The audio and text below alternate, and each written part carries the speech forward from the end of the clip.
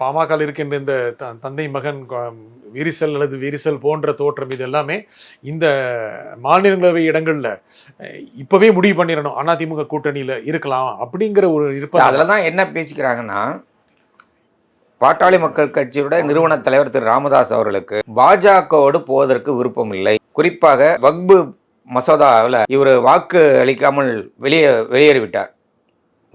வாக்களிப்பில் கலந்து கொள்ளாமல் வெளியேறிவிட்டார். அதில் அப்பாவுக்கு நிறுவனருக்கு ஏதோ மன கஷ்டம் ஏற்பட்டதாக எனக்கு தெரிந்த நண்பர்களே கூட என்கிட்ட சொல்லியிருக்கிறார்கள். அதனால் கொஞ்சம் ஊதி பெருசாக்கவும் பட்டிருக்கிறது. அதாவது இவர்கள் குடும்ப அரசியலை எதிர்த்தவர்கள், நல்லா கவனிக்கணும்.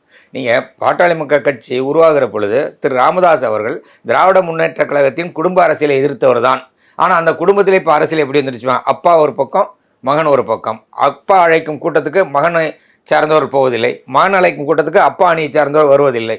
இதில் எங்கே வருதுன்னா பேரன் வரையில் சண்டை வந்துருச்சு.